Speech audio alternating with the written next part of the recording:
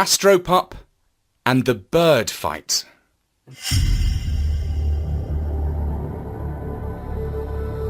Hello, this is Richard.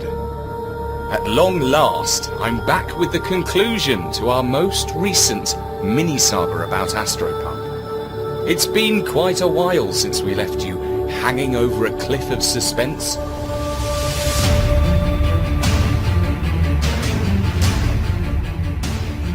And we apologise for the delay. Astropup was away on a brief holiday in space, but he's back now with the missing chapter. Before I hand you over to our canine raconteur, let's remind ourselves where we were. Astropup's friend, the parrot major, has become president of the world. Unfortunately, an imposter parrot from another planet has switched places with him. The alien bird has locked up our own parrot inside a feline spaceship, while he rules as an evil dictator. Astropup and Marlowe have attacked the spaceship and rescued the presidential parrot. Now they are flying towards the Summer Palace, and the president is bent on revenge. So, let me hand you over to Astropup.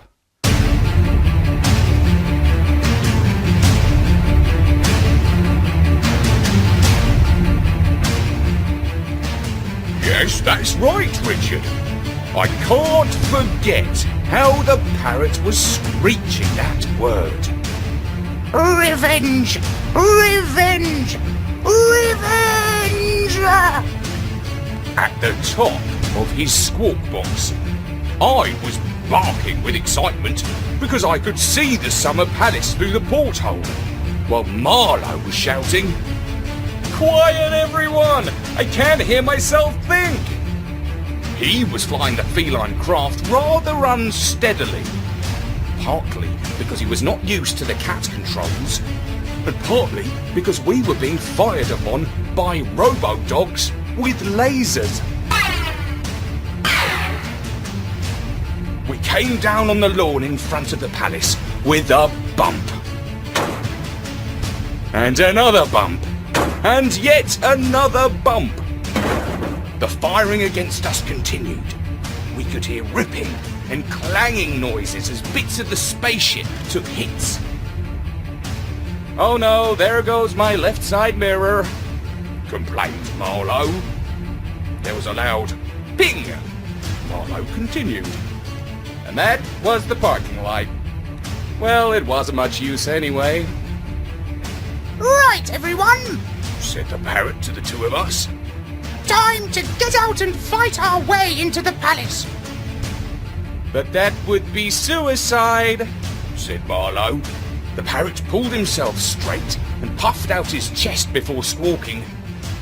Do you mean to say you are not ready to lay down your life for your president?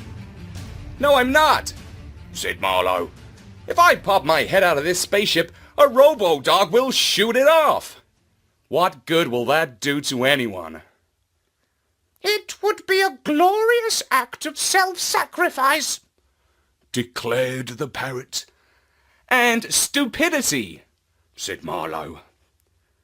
Oh, that's my job then, I said as I rose to my feet. I might be a dumb animal, but I am loyal to the last. A good dog is always ready to lay down his life for his masters. No, Astropup! shouted Marlowe. He leapt over, grabbed me by the collar, and put me on a lead. It was years since I had been put on one of those. The cats must have kept it lying around the spaceship for prisoners. I didn't mind, though. It's kind of comforting for a dog to be led around the place, not having to think about where you're going. Don't you recall? You're man's best friend, not a parrot's, he chided me. There was an explosion and an unpleasant ripping sound as our ship took another direct hit. Well, since you two cowards are unwilling to die for me, I had better do the job myself, said the President. Don't get yourself killed, I woofed. We went to so much trouble to save you. The parrot looked me up and down with his beady little eyes, assessing the depths of my stupidity. It would be a senseless act indeed for me to give up my life, he said. The universe needs a bird of genius. Marlowe, you are familiar with the ship's controls. I intend to project a giant image of myself onto the side of the palace and broadcast a message to the soldiers outside. Can you do that for me? Well, fortunately, said Marlowe, I've got an app for that. He started to talk technical gibberish, something about hooking his phone into the ship's computer system by a wireless thingy called Blue Whisker. Then he held his beloved phone out at arm's length and posed with the President, as if for a selfie. Smile, he said. Your beak is already broadcasting. The parrot's beak could not form a smile, of course. He always looked serious. Presidential, he would have said. He smoothed his feathers with his back claw. Marlowe stepped aside, still filming the President with his phone, as he addressed our attackers outside. Friends, he said. Fellow creatures, cease fire! Lay down your weapons! It is I, the President, the premier parrot of the world, who commands you to do this. You are unwittingly lobbing bombs at your leader. Marlowe sighed. He's like King Canute politely requesting the tide to stop coming in, he said. Oh, am I? Asked the parrot, for the firing had gone quiet already. It's just a lull, said Marlowe with a bucket full of cold realism. Just like everyone else, the robo-dogs are probably confused about which parrot they are fighting for, and which parrot they are fighting against. Exactly, said the parrot. Canine confusion is our friend. There was almost affection in his voice as he hopped first onto my head and then flew up into the scaffolding at the top of the spaceship. The ceiling had been designed by the cat people to resemble a sort of forest of branches, where cats could prowl and birds could hop around. The poor little birdies were of course there as fresh food for the feline fiends on their long journeys. The ship had been captured by the robo-dogs and their pirate parrot commander, who had then brought it to Earth and imprisoned our presidential parrot inside it, while their imposter parrot took his place on the top perch of the world. Well, you all knew that anyway, didn't you? Because you've been listening to my space stories. But I repeat it now, just in case you might have forgotten. Anyway, the parrot hopped and fluttered around in the branches until he reached the very top of the ship, where he opened a sort of emergency escape hatch. From there, he made his exit, presumably onto the roof. Marlowe winced and closed his eyes. 3, 2, 1, zap, he said, in expectation of our friend's sudden demise. But the zap did not zap.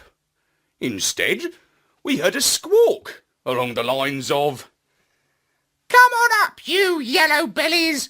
It's a lovely day out here. As neither Marlowe nor I had the gift of flight, we winched ourselves up to the ceiling via a sort of hammock lift. Marlowe very gingerly stuck his head out into the open, took a good look around at the robo-dogs, and then heaved himself up onto the roof. From there, he helped me up. You might have thought that my paws would slip and slide over the metal of a spaceship, but this one was of feline construction and was covered in a sort of soft skin, like the bark of a tree. Even my canine claws were able to get a partial grip. I looked around and saw our former attackers gazing back up at us. They were a mean-looking bunch, armour-plated Rottweilers, most of them. Marlowe said, "I'm not entirely clear if they're accepting us as their commanders or their prisoners." Well, there was only one way to find out. The back of the spaceship sloped off gently, making a fine slide, and we slid to the bottom. A great brute of a robo-dog bounded over to us with a laser gun slung around his neck. I braced myself, resisting my deeply dogged instinct, which was to cower and submit to the bigger animal. But I stood firm, on all four legs, and the robo-dog, well, he halted before us and saluted. "Phew," I said. "Phew for the time being," whispered Marlowe. We were escorted into the inner sanctum of the palace. After the rage of battle, it was a haven of peace, with little indoor trees, shrubs and fountains. We found the other parrot, sitting on his golden perch, reading an electronic book that was set up on a lectern. As we came in, he said, without looking up, I hope you have a good enough reason for disturbing my concentration. I am feeding my brain. What are you reading? asked our parrot. Nietzsche, Came the reply. It was only then that he looked up from the philosophical tract written in German and said, You! Yes, me. said our bird.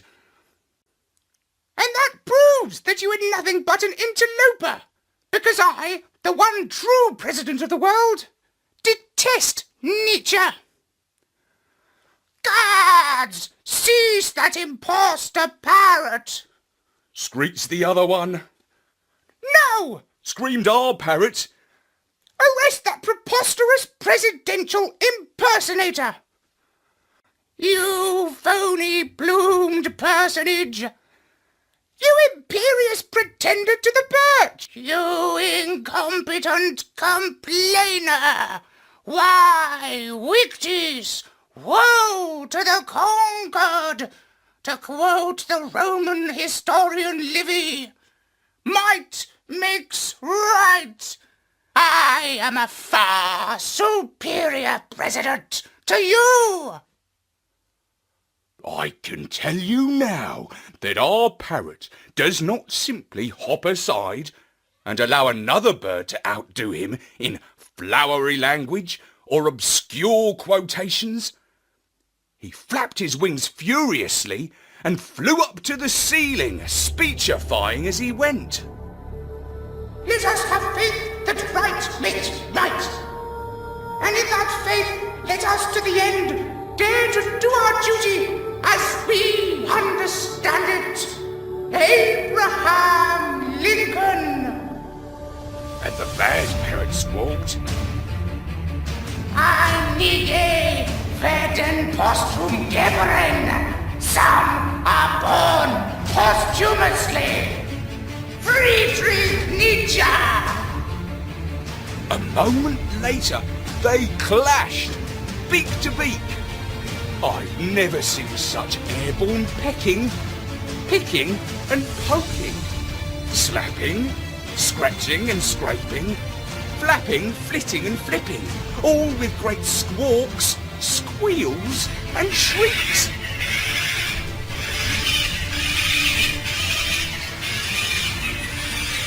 It was like the Battle of Britain, I tell you. The Spitfire versus the Messerschmitt. Oh, see, it's catching. I was starting to extend my vocab and facts just by being around these bird brains.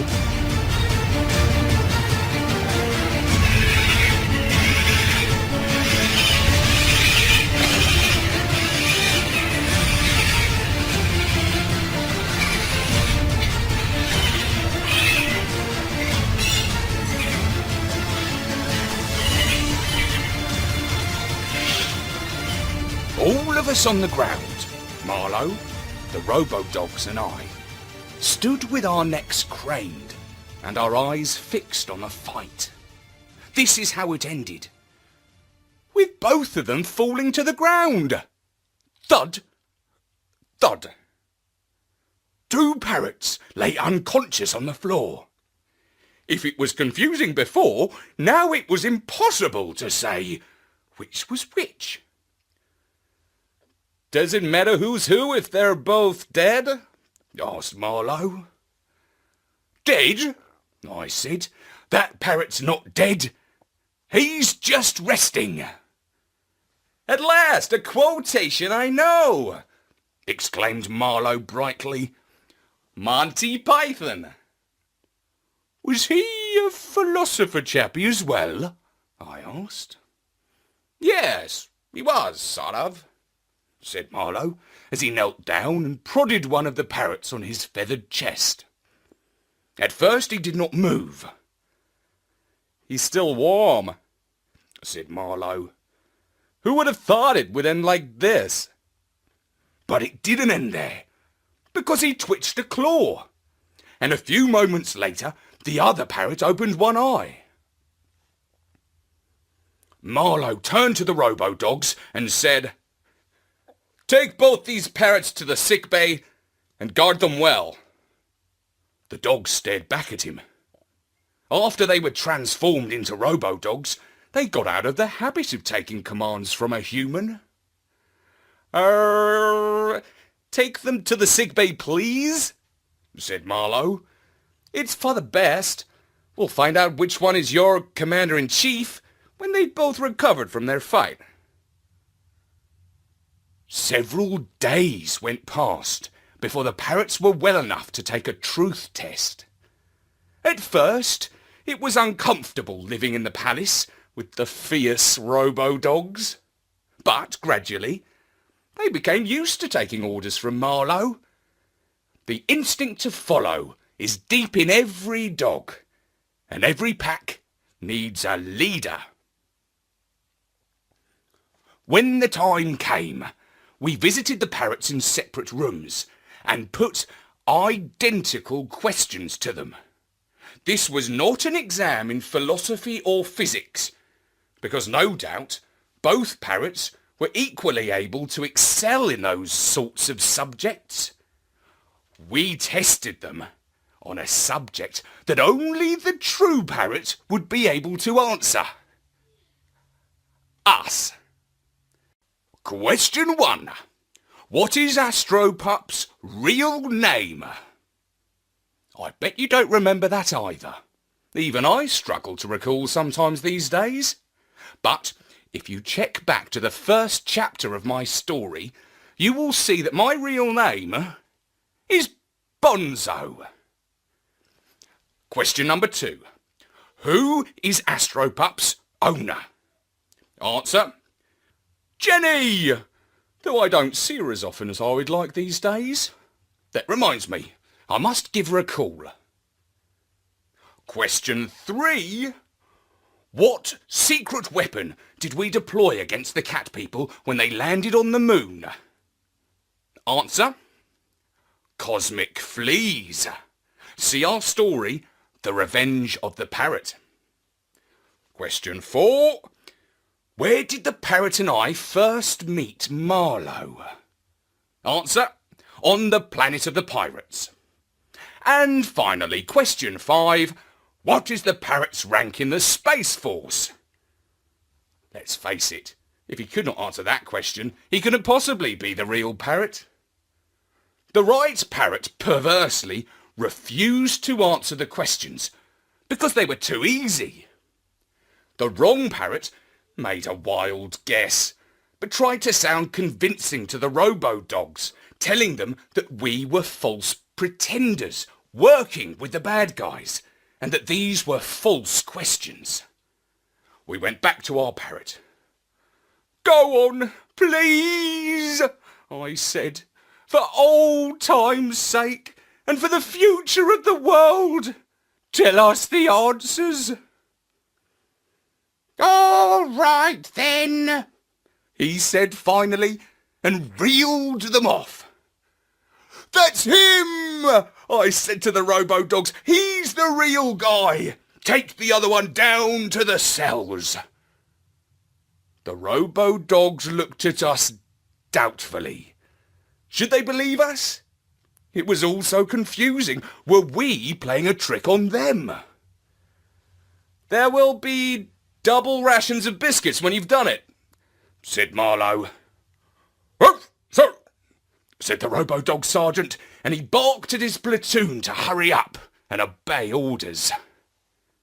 And that is how our parrot, the true president, was restored to the presidential perch. That wasn't the end of the story, because the imposter had governed so badly that the population of the world were fed up with parrots altogether. To hear what happened next,